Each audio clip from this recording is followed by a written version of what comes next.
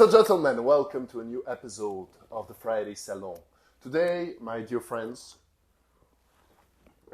we're going to, of course, talk and you're going to listen as usual.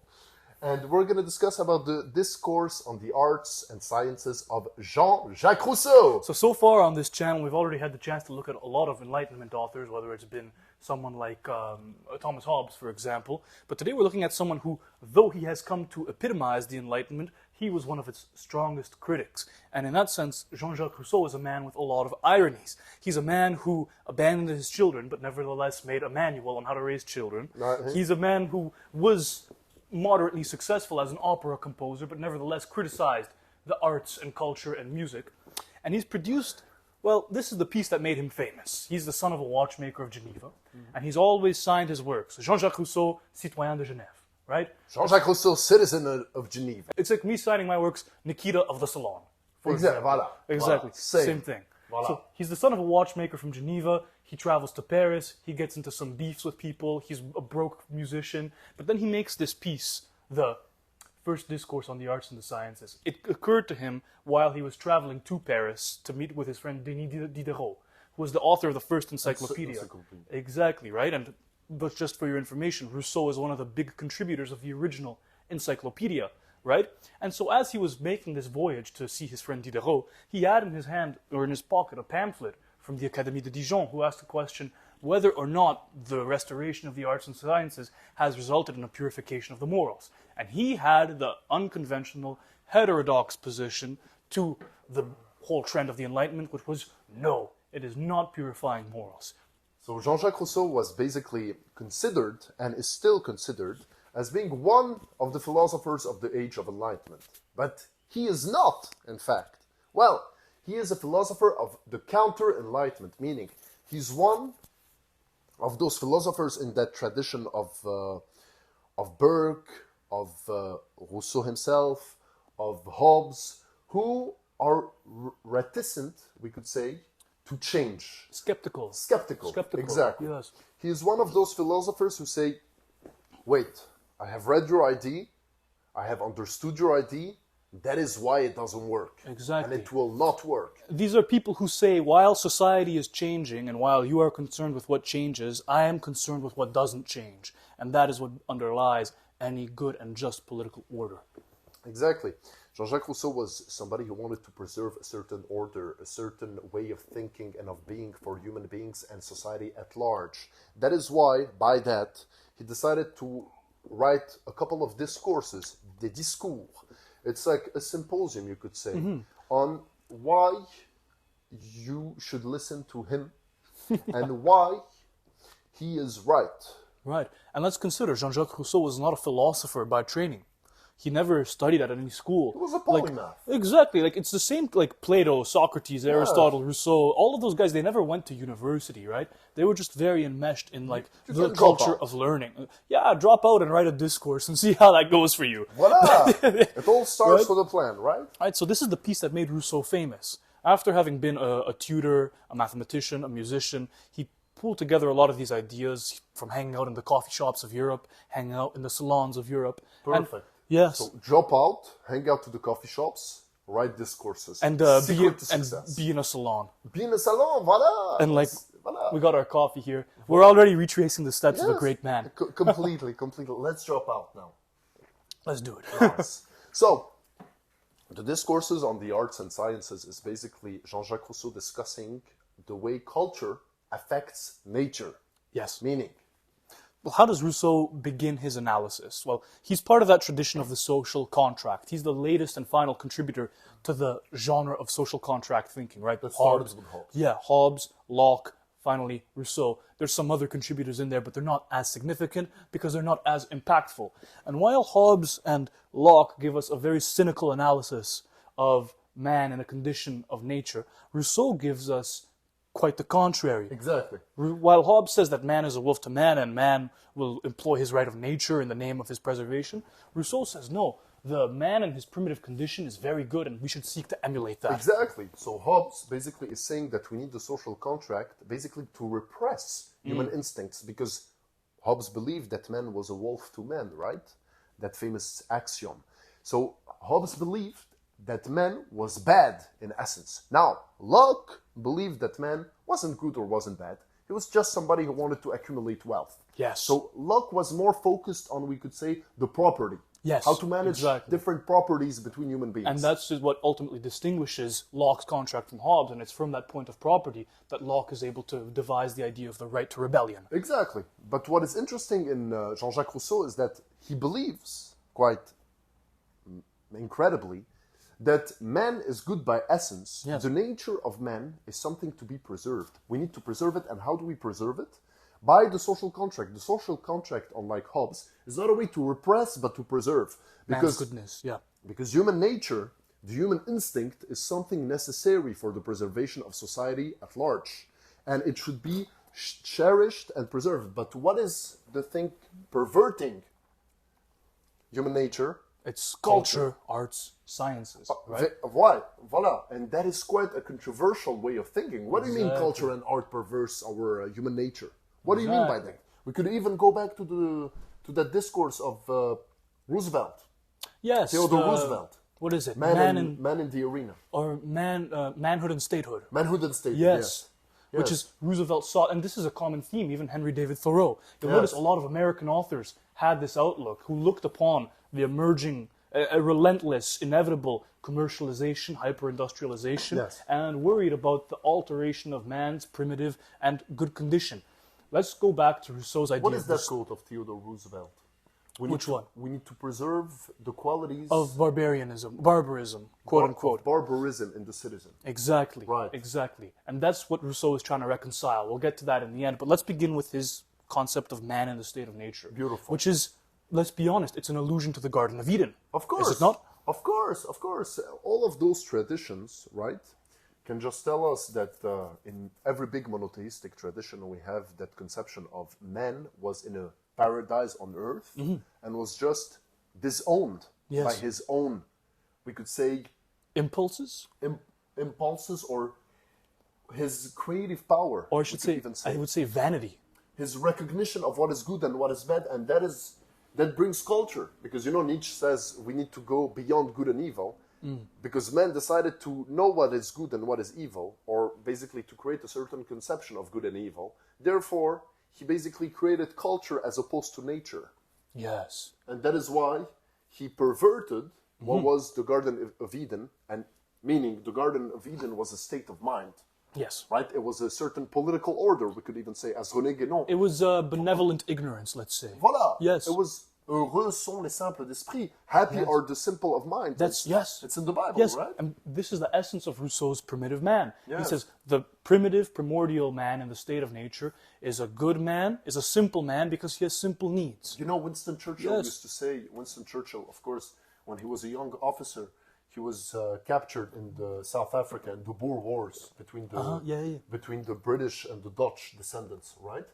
And one day, once he escaped in a quite daring endeavor, he escaped the concentration camp in which he was, the prisoners' camp, and he went to some Protestant farmer who was Dutch, right? And he was like, he explains how that man of the wild, that honest man, that man who has preserved his instincts, has preserved a certain form of nobility in himself, right? Of honesty. Yes, exactly.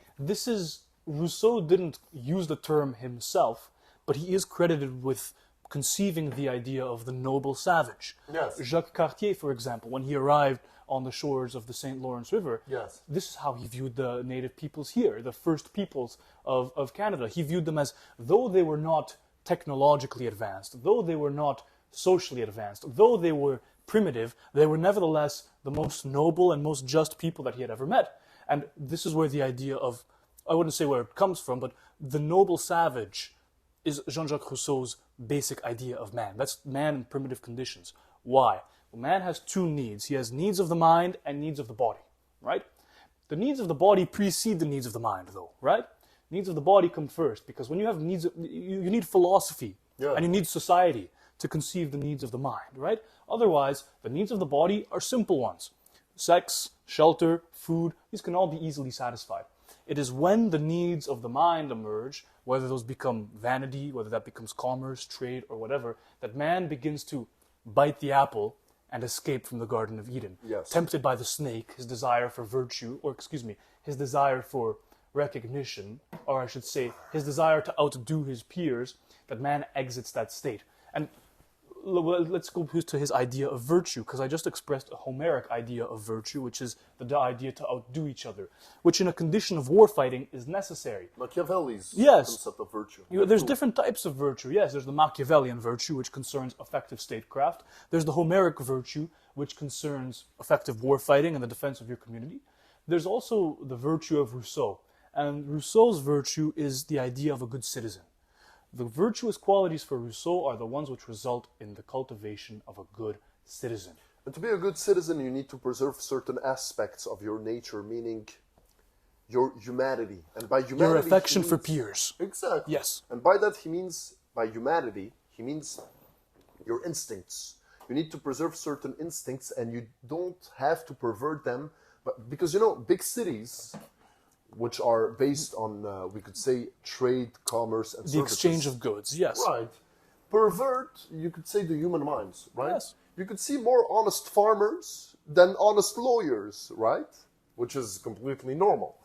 Because talking and babbling and explaining is a way to put words on events, right? It's a certain way of creating a complexity to a certain situation. Yes. And therefore, you are more propendious to lie. And you are more inclined to cheat. Therefore, too much knowledge, too much depth. Too much useless knowledge. Exactly. Useless knowledge is what really bothers Rousseau. Voila. That's what really bothers Rousseau. Because he's not, we've described him as being anti-enlightenment, but he's not saying completely that this is a bad thing and we must stop it immediately. He admires this great resurrection of knowledge, and he says, he points out that there were positive aspects of the Muslim invasion in the 1400s, because that reignited the Western spirit, quote unquote. And he says that Francis Bacon is the greatest philosopher of our time. Sir Isaac Newton is the greatest preceptor of our time, right? But Rousseau is concerned with the usefulness of the knowledge. He looks to Louis XIV and Louis XV, who funded these salons and who used these royal funds to produce these academies of learning. Yeah. And but these were kind of exclusive academies, right? You couldn't just enter there. You had to be of good standing, you have to be a noble, and being a noble and aristocrat means you're a good war fighter, for example, right? Those academies, those salons, which were funded by Louis XIV and XV, for Rousseau, these were a very positive thing, because the quality of men that were in there were virtuous men. And from virtuous men arise virtuous ideas. So society didn't separate its warriors and thinkers, right? As Thucydides would have advised, yes. So society was basically embedded in the values of the most noble in the sense of Exactly. virtuous man, meaning what is a virtuous man? It's an effective man. Yes. It's an effective citizen. It's somebody who renders Useful, community services, useful. is useful for his community. Exactly. Right? Exactly. So it's a scholar and a warrior. Pretty correct? much, pretty Very much. interesting. And what happens next? There's that, we could say, enhancement of humanity, of humanism, we could say. And Rousseau is quite critical about it, right? He deplores the decline of the Catholic Church and its institutions in the minds of men. Which is funny, because Rousseau himself was not a religious man. Voila. Which is funny. He's not a religious man. It goes back to his idea of usefulness. He says, I'm only interested in Christianity as far as it is useful to statecraft. Exactly. That's Rousseau's idea.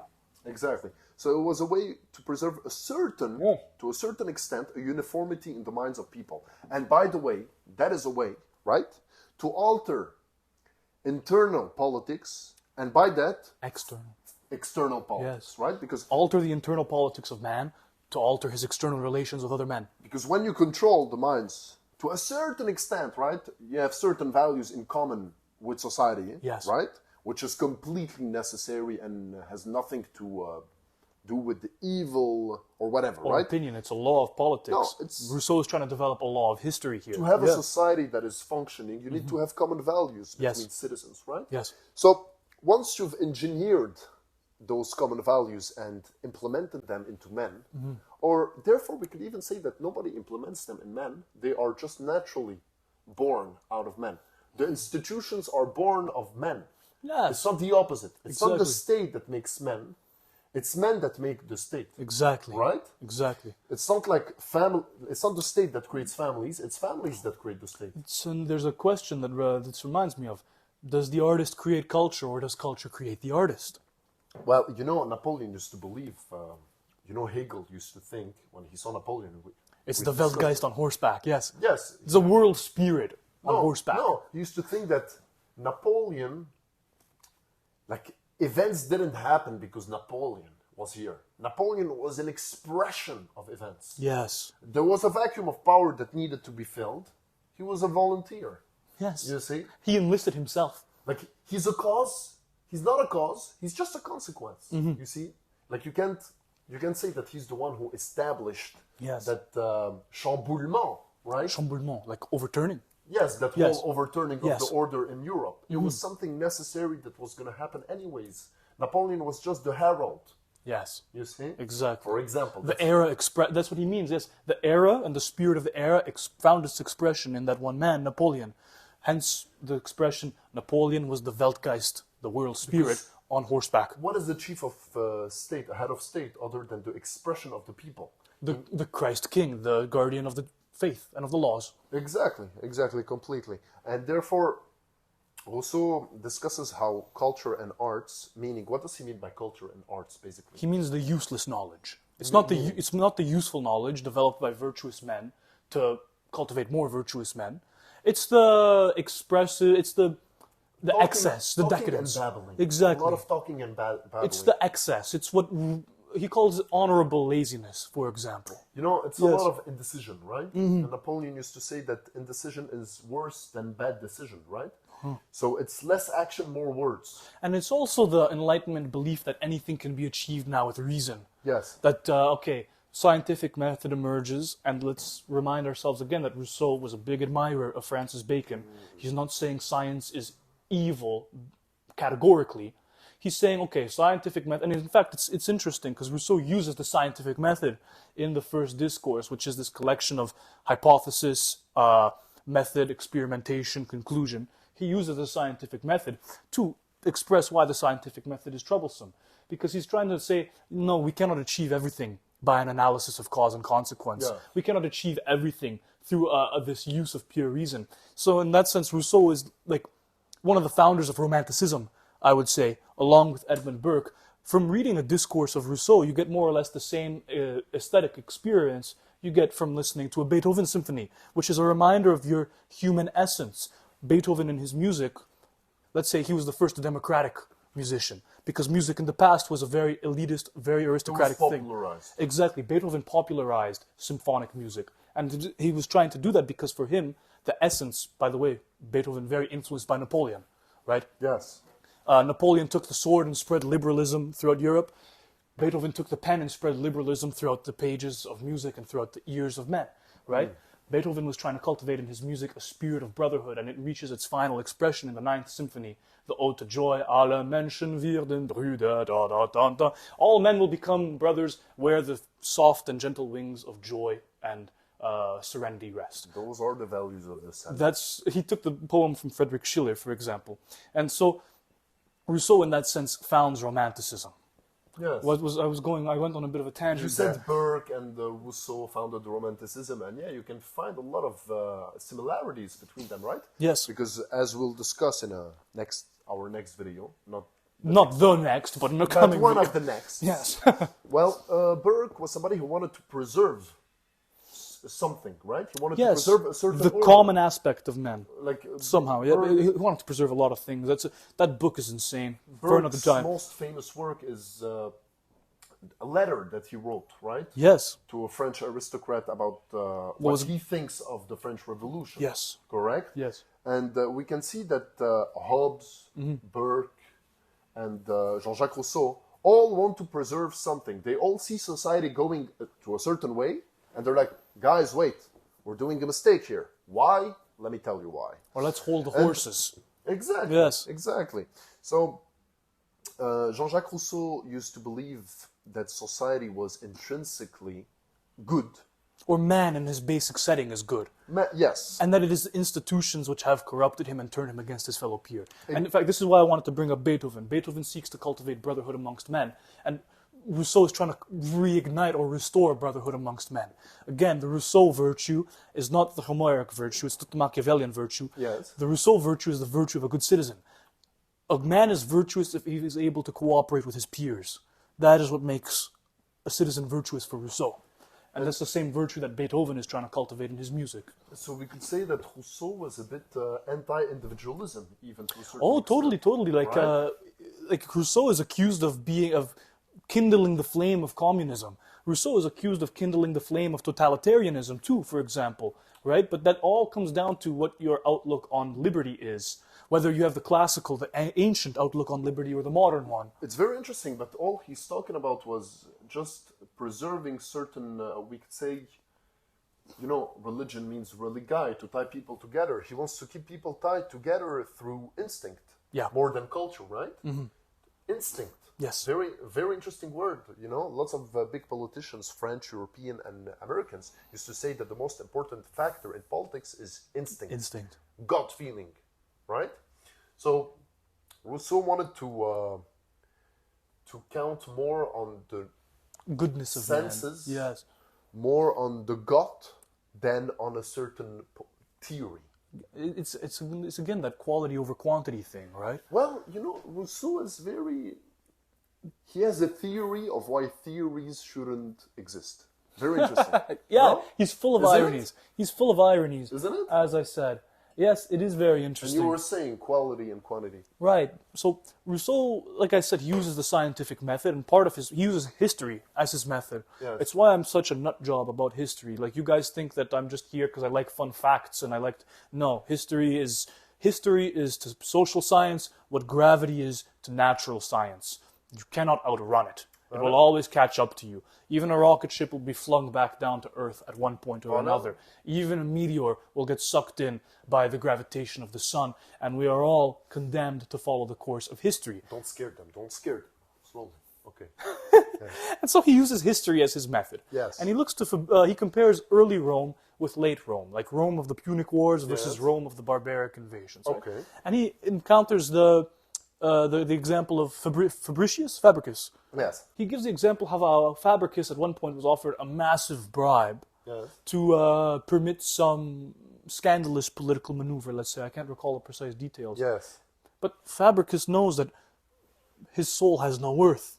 Yes. Or that not that his soul has no worth, but that the worth of his soul cannot be calculated. Yes. The worth of his soul cannot be expressed in terms of coins, right?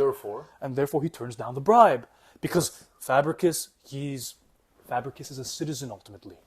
Fabricius' ultimate good is the common good, is the good of his peers. Very interesting. And we have the story in the Bible of Judas, right? Who accepts a bribe and turns over Christ, right? Yes, exactly. But then he looks at the 30 silver coins and he's like, is that what my soul is worth? Exactly. And then he buys a piece of land with it, Exactly. and he just hangs himself. It reminds us, like, even...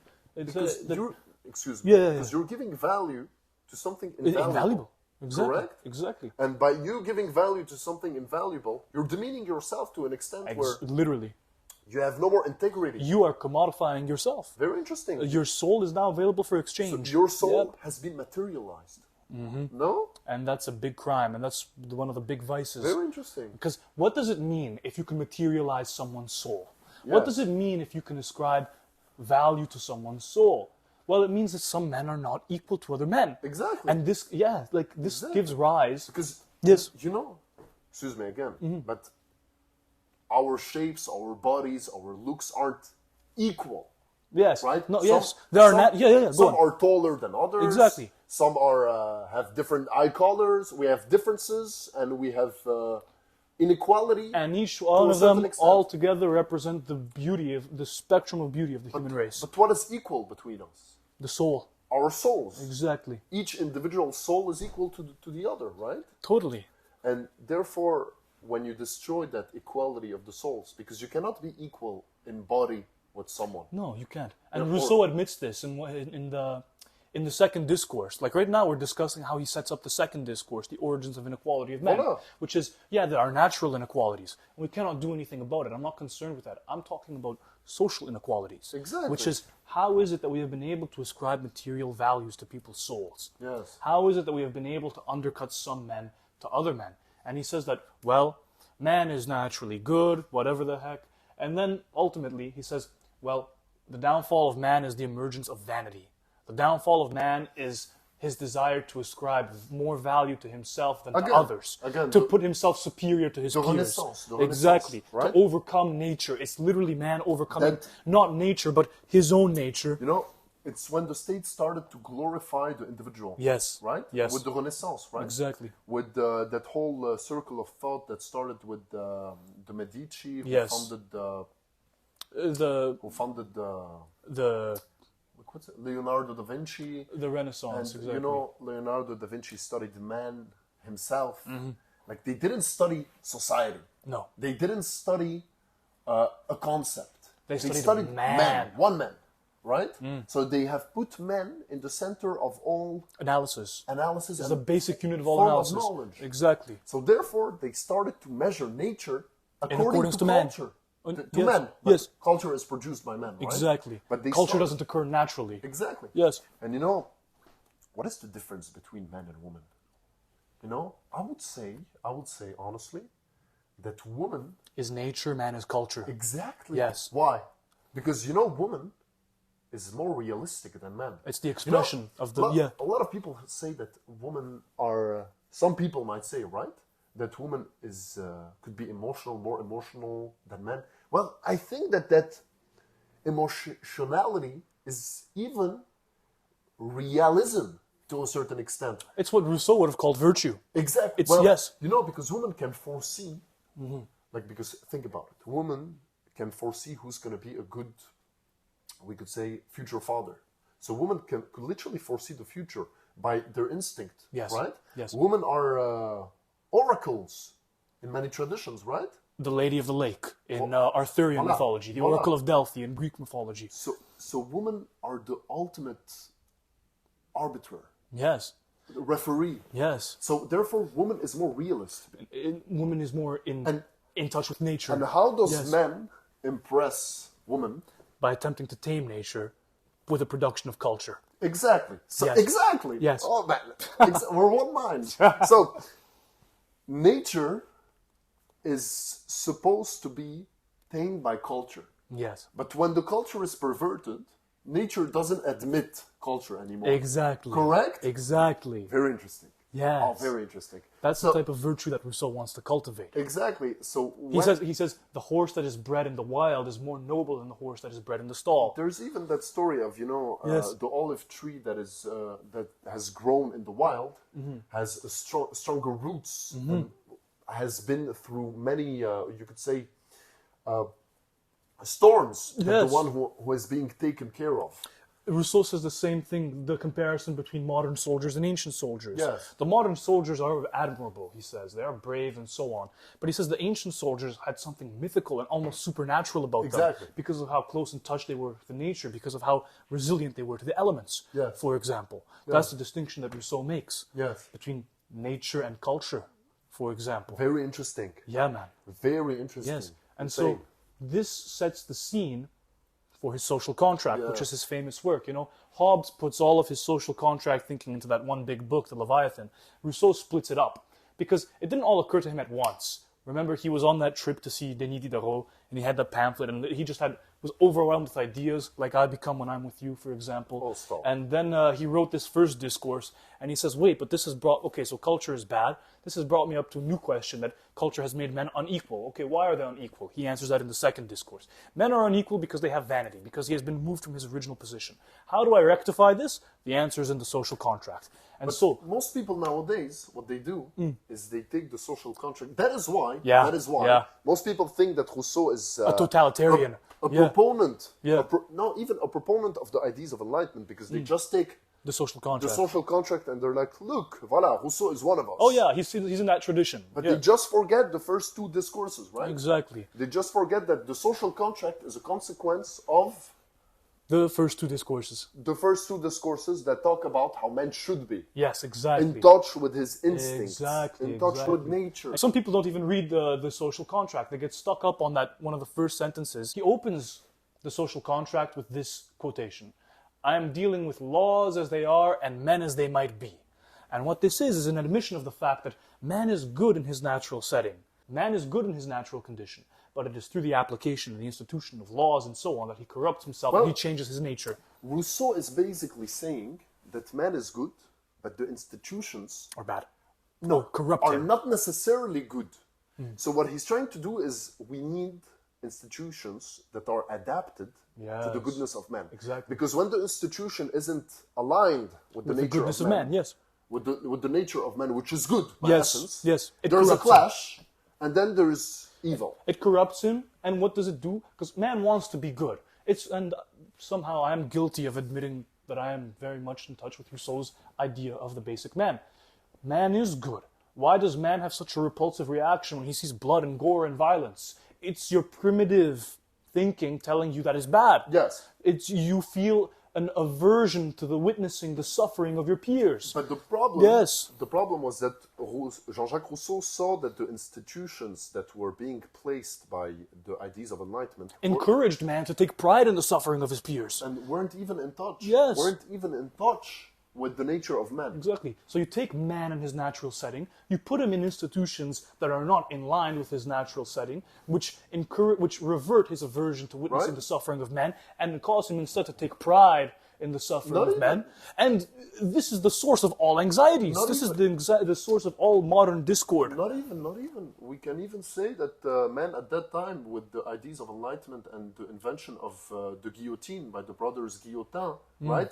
You know that French invention with which they Decapitated Marie Antoinette and all the aristocracy. Yes. Like they've even applied a certain goodness to evil, Yes. which is the most evil thing. Yeah. Like they've even given a certain scientific appeal. Yeah. Like look, we're A moral justification so moral. to terror. Look how we're Yes. going to behead him. He's not going to feel anything. You see? Yes. They're even Like even evil must be done polishing evil with goodness, Exactly. Even evil must be done with virtue now. which is very perverted. Yeah, Like, extremely look, we're not perverted. torturing him. We're just cutting his head like that. Yeah, but you're still cutting his head. Like you're trying to polish the crime. Yeah. You see? Exactly. And Rousseau says that that is really something that is perverting the ideas of what man should be, which Yeah. is good by nature, Yeah. which is good by essence, and you're putting it into the institutions. You're institutionalizing, You're legalizing it. legalizing evil Yeah. and making it look good. Yep. But that is contrary to what man is by essence, Exactly. right? Exactly. Very nice. The ultimate goal of Rousseau's work is reconciling the classical ideas of citizenship with the modern ideas of the Enlightenment. Yes. And that's all collides and mixes together in the social contract, his final piece over there. But Let us not forget that that period was one of turmoil and a lot of political changes, right? Yes. Like, there was a lot of uncertainty that was taking place in Europe and the world, Yes. right? Because they have beheaded the king, so nobody knows what's next. Oh, yeah. Everybody's thinking. So what do you expect when you remove the symbol of stability and order and heritage? voila, and it was Yes. a period of incredible violence Uh-huh. that most people don't even talk about. Like people used to get beheaded like it was Exactly. distributing candies, right? Exactly. Like, oh, we have the guillotine. Don't worry, you won't feel anything. It's a good evil. Yes. You see? And Rousseau was like, wait, guys, no, you cannot do that. No. Why? Because you can find out in the discourses and in the link below in our description what Exactly. Jean-Jacques wanted to say. Exactly. Correct? Nowadays we have so many painters, or what Rousseau would have said. Yes. There's many painters, there's many artists, there's many sculptors, there's many Twitch streamers, there's many podcasters, there's many Yes. whatever the heck. Rousseau was really not prone to the Twitch streamers No. at this time. Like He was only concerned with the citizens. he used The to citizens- block them and he used to DM us. Exactly. Salon, please spread my Exactly. ideas. Rousseau worried that there was too many relations based on exchange, but no more genuine friendships. And to Jean-Jacques, I would say he never met the Salon. He never met Carl. Yes, Pretty much. Yes. But you know, like he used to like our stories, reply us. We used to DM. There was We used an to go out. exchange. Yeah, man. There was an exchange because we're human beings, us and Rousseau. We represent the brotherhood of man. What are we saying? I don't know. Me too. I think that more or less brings to a conclusion. Yes, honestly, I an think epic so. analysis of modernity. Actually, it was a great coffee, by the way. We spilled a good portion of it. Yes, was it in raw our- honey in it? There was raw honey in it, of Magnificent. course. By the way, raw honey is very good at converting your cholesterol into free testosterone. Voilà. Highly recommended. Voila. You know, That was the health moment of the salon. Yes. And to that we can say, get jacked, get learned, eat raw honey. become magnificent. Read Rousseau. Why not? Be a good citizen. Sing. The horse bred in the wild is more noble than the horse bred in the stall. That's why you should sing naked. Exactly. In the shower, in the rain. No. Everywhere. Well, that's just civilization Voilà. oppressing man. Voilà. Voilà, honey. La la la. La la la la la la la la la. Je suis, mais voilà même ici, mes années c'est fini, c'est mes gosses, c'est mon cri, mais voilà tant pis,